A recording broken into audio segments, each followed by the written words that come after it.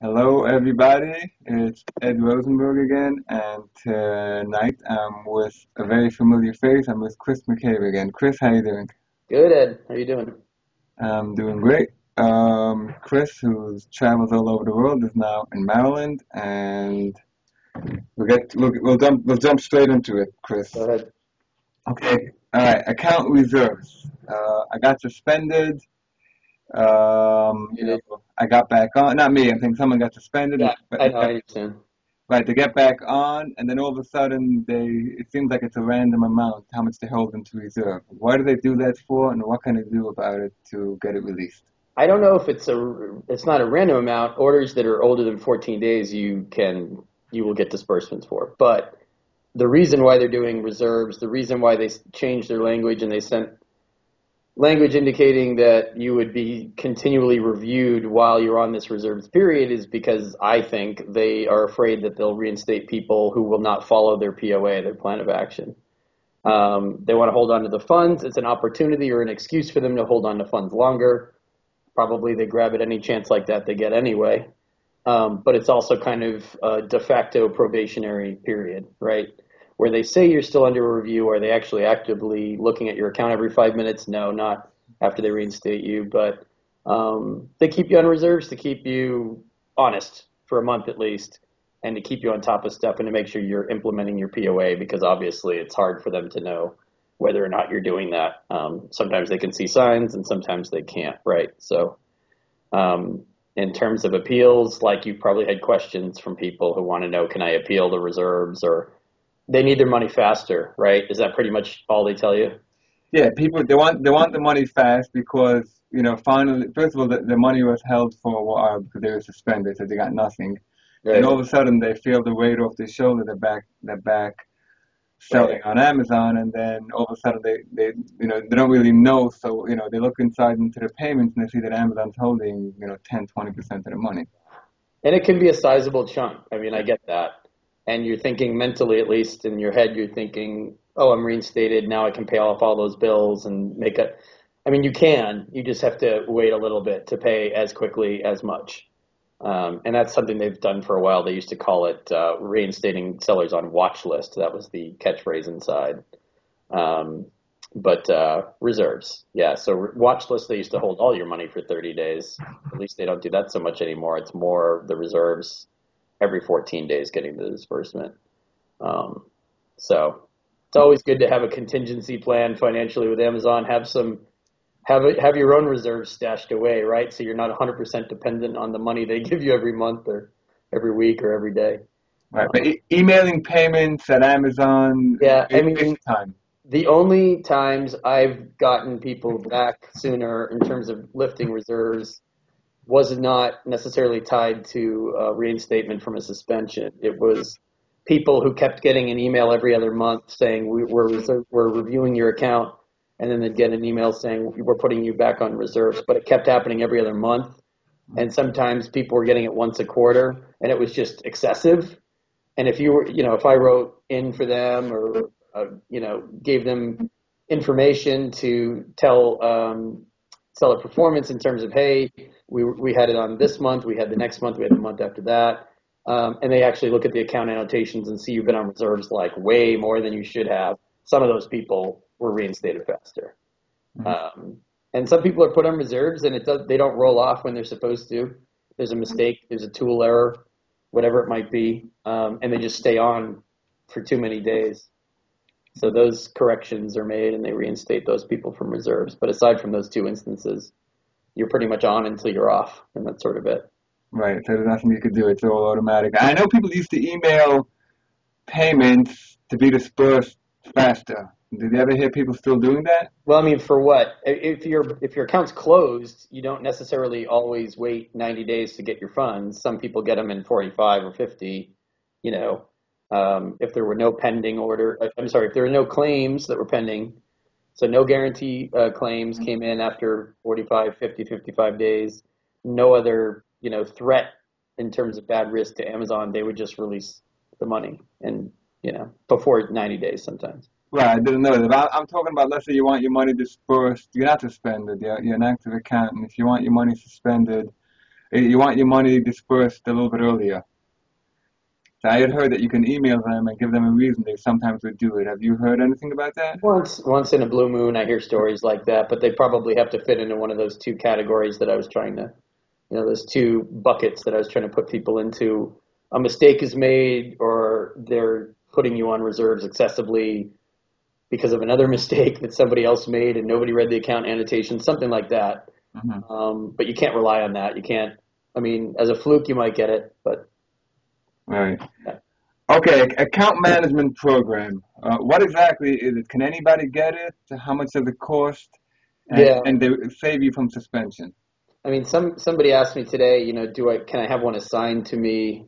And I got other questions about, if I get an account manager, can that resolve some of my performance and policy team problems? But that's kind of cart before the horse. To get the account manager, resolve your performance and policy team problems because their criteria, from what I've heard, they're vetting people based on, do their metrics look good? Do they not have a lot of performance notifications or policy violations? They're looking at things like revenue, right? Other things that they always look at. What do you sell? How long have you been selling it? Have you had any other problems? Things like they're really hot for late shipment rate right now. Were you suspended for a week around the holiday by holiday war teams? Were you suspended recently for late shipment rate? They have a much lower tolerance for that now. And that's why people who kind of, just as an example, are dependent on drop shippers and they get let down by their drop shipper, that can be the difference between getting one of these invitations to have an account manager for the fee for service, $2,500 a month, or not getting that invitation. And that's why they want you thinking about this stuff ahead of time, ahead of the curve. Um, how do I reduce my policy violations? How do I reduce the buyer complaints that lead to those? Could I have prevented that past suspension because maybe in the vetting process they were about to invite me to have an account manager and they looked and saw that past suspension, looked at the causes, weren't that happy about it. Late shipment rate, that's something Amazon thinks is pretty avoidable at this point. Did I have a recent late shipment rate problem? And then also your size, right? Your revenue. I mean, are you growing? Are you stagnant? Were you going to invest a lot more in Amazon, but then you moved all that product to another site and your revenue went down, or you didn't go up as much as you thought you would? I mean, they're looking at all those factors. So you can't just reach out and raise your hand and tap somebody on the shoulder so much. It's all these different criteria that they're looking at. Right, but assuming you do get an invite, is it Mhm. worth it in your opinion? Can they? Okay, because you can get suspended for nothing. So let's Yeah, say my it's an metrics. extra ally inside the company, right? It's an extra voice for you. And this kind of leads to something, if I can segue to Amazon lending too, because I had a recent call with some of those guys. And account managers and lending, a lot of sellers think the same way about both, which is um, A, are they worth it? And B, can they protect me from performance and policy teams? And the main point that I made talking to lending last week was, you know, a lot of sellers think by taking a loan that they don't necessarily need that it may afford them an extra layer of protection. And there's yes and there's no to that. If you have a high outstanding balance on a large loan and you're up for suspension, then the Amazon lending people are going to weigh in one way or another, hopefully in your favor, on whether or not you should be suspended. If you're looking at the loans just in terms of, do I need it? Do I want it? Are the terms good? Try to consider those intangible factors out there that might not be written on paper for you, but you have an extra ally inside who might be a no vote on your suspension. And they do consult them, especially if the loan is large and if there's a outstanding balance, especially. So, does that make sense? Yeah, it makes a lot of sense. But can't they take, technically, according to the contract, which I've seen, they can take your inventory. But from what I understand, realistically, that doesn't. Have you ever seen that they actually took possession of the inventory? Well, I mean, I tend to work with higher grade clients, right? So I haven't had anyone who's had this problem.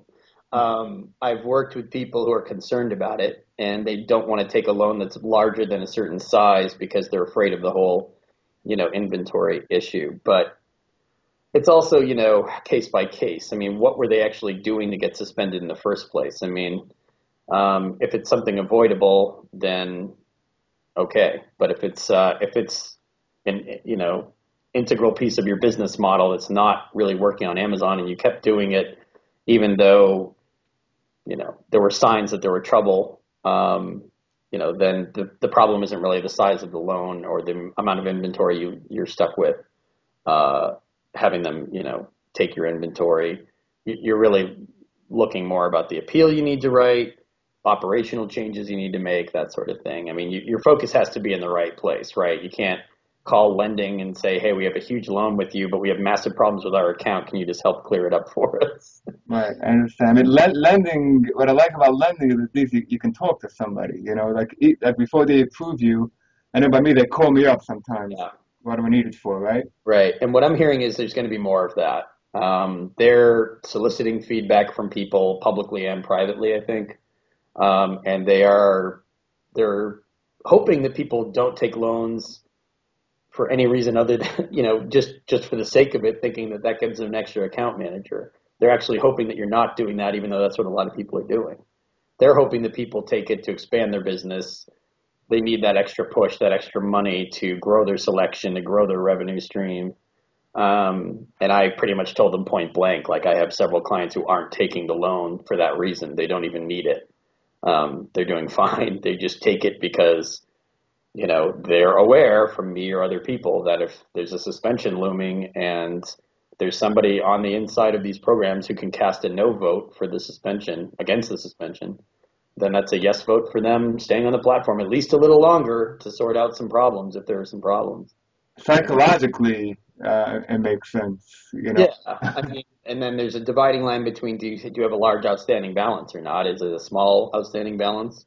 Is there no outstanding balance? Well, they have less incentive to cast a no vote against the suspension if you have a small outstanding balance. That's my impression based on what I got from talking to them. So, Right, but you've never seen them actually, as far as you know, them actually taking the inventory in this case. yeah, I mean, I'm sorry, so I didn't answer that. I mean, I haven't had any clients have that problem. I haven't heard of that happening. I'm sure those contingencies are built in so that they have the options. But quite honestly, you're granting them in the terms of service so much power over you anyway that is that really substantially different from all the other things you let them do to you? Right, right. I Maybe that's mean, my weird way of looking at it, but yeah. they can just say anything is counterfeit and just take your merchandise anyways. Yeah, if you have the wrong kinds of accusations against your account, then obviously that ups your risk for having all your stuff taken and having your loan called in. But I mean, it's sort of like I said before, it sort of depends on what you're up to behind the scenes. I mean, a lot of people are selling things that they're not even sure of the provenance of the items anyway. I mean, it's better to answer that question for yourself first and not slide your head into that noose for a counterfeit block versus, hey, if I'm doing all this stuff that I'm not sure about policy wise, can they keep my inventory? I mean, that's the way I would think about it. But, Yeah, yeah, but you get suspended for anything. That's the issue. But I wanted to ask you. I saw this in the forums. Somebody, this is what he said. I mean, I don't know. It was in the Amazon forums. He said they got suspended, mm-hmm. and the 90 days passed or the 60 days passed, Right. and he claimed he had $3 million of inventory, and Amazon disposed of it. They destroyed 3 million in inventory. I'm sure there are cases like that. I mean, he wasn't able to get his because he couldn't repay the loan, or No, he said he got suspended, yeah, and he couldn't get back, and then he figured, the way he did it with his warehouses, that he started pulling stuff back slowly, okay.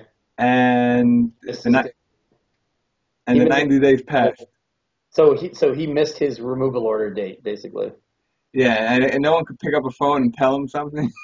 Oh well, but he knew what the date was, right? I'd have to look at the seller forum post, I guess. But Right, but he didn't realize that it was 90 days. He didn't realize that within 90 days they destroyed the inventory. yeah, I could see that happening if he wasn't aware of what that date was and he triggered it by withdrawing the inventory too slowly.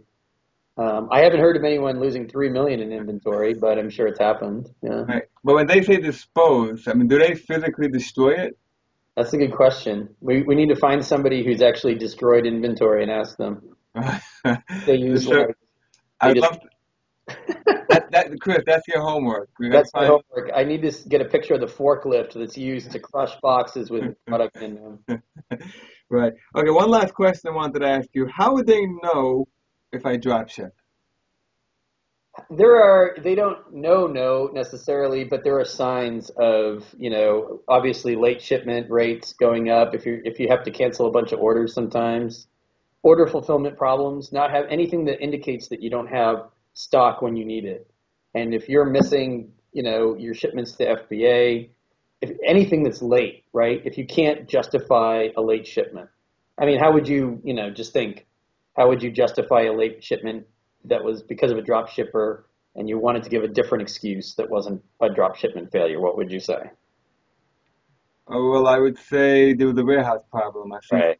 that. So, which is, I mean, when I was working there, I mean, let's just stick with you said that it was a drop shipper.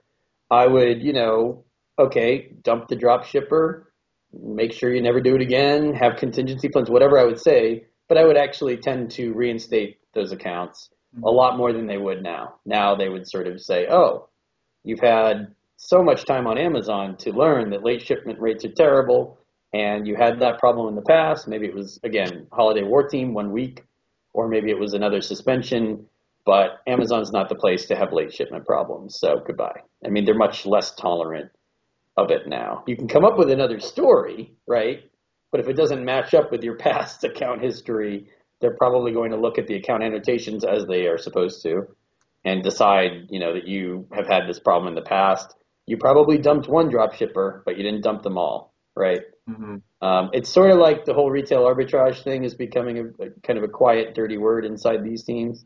Drop shipment, I think, is a dirty word too. If you do it flawlessly and you never have problems and 100% reliability, then you don't have to worry about it anymore. Then you have to worry about a retail arbitrage based account that never gets any buyer complaints at all, right? In theory, as long as Amazon doesn't have to worry about you, you don't have to worry about them.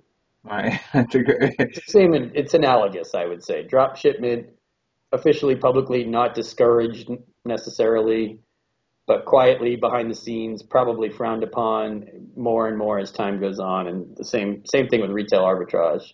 Very sort of secretly, quietly, not the best way to do your business model anymore. So Right. Retail arbitrage. That's what I tell people also. As long as you don't get any complaints, you're completely okay. But soon, yeah, sorry to interrupt you. You can get, liquidations, closeouts. You can get great deals, make great margins till the end of the end of the day, but the end of the year, the end of the world. But if you actually get lots of item quality complaints and they know it's consistent with a retail arbitrage model, and then they're looking at, your receipts. I mean, you can't really hide it at that point. You're sort of on the hook. You also might have receipts that are older than 180 days. And nowadays, I mean, this has been several months, and nowadays sometimes they reject those just on the date alone. If mhm, you're selling October, September 15, that's more than 6 months ago. So mhm. those kick them back to you and tell you can't list those items anymore. And it's a big shock to people who buy in bulk or buy annually. But I mean, based on what I'm seeing, you can't really rely on that anymore. Right. No. Oh, okay. So retail arbitrage is that, and drop shipping is that. We Yeah, keep that, getting, that keep goes getting, on. it keeps getting smaller and smaller. What we can do. Smaller and tighter. We can always talk about the retail arbitrage stuff more next time. Right. But Uh, yeah, all the evidence shows that if you're hooked on that, you got to wean yourself off it. That's the short version.